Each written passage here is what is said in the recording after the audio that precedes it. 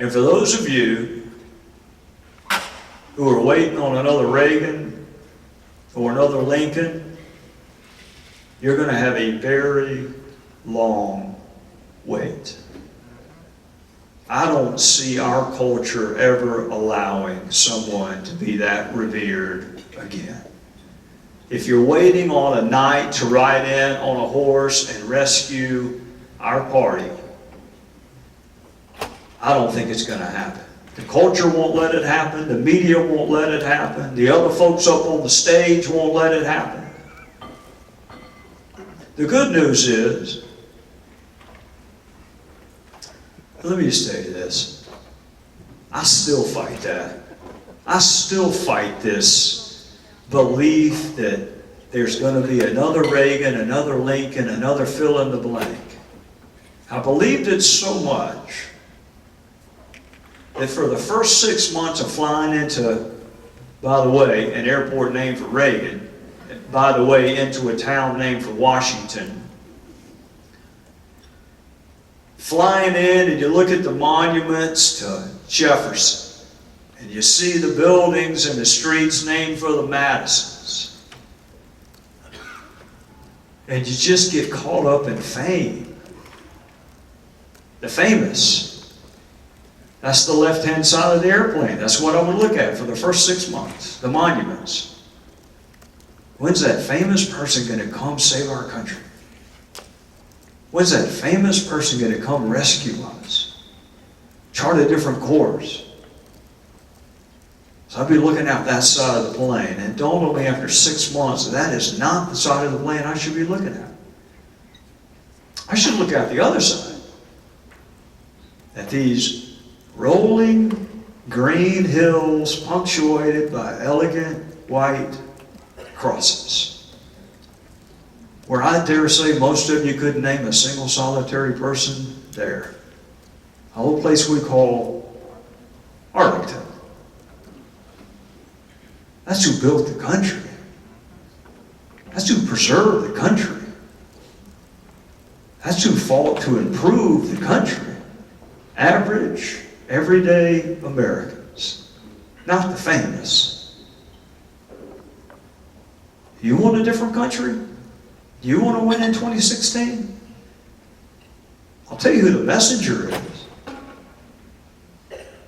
It's you. It ain't Ron DeSantis. It's not Sandy Adams. It's not me. I can't go into your church and convince people that they deserve better. I can't go to your book clubs and convince people to give our candidate a chance. They don't know me.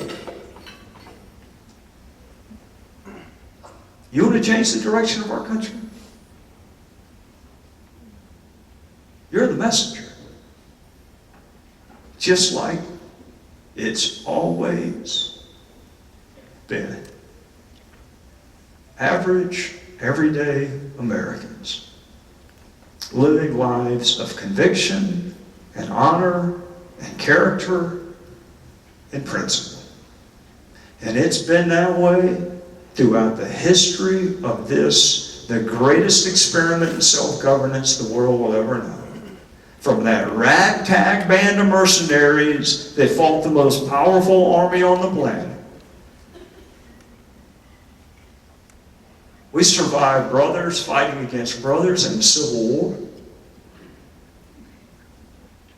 We survived losing 2 generations of our young men so other people would be free on another continent.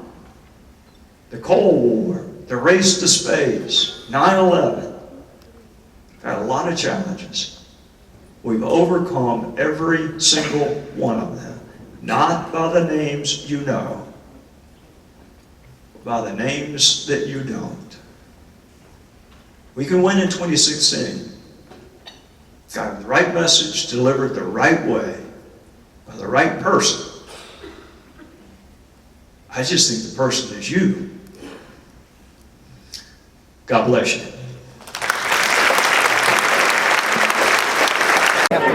It's hard to quantify. I can just tell you this: it appears as if Russia is leading in the Middle East, which I never thought would happen.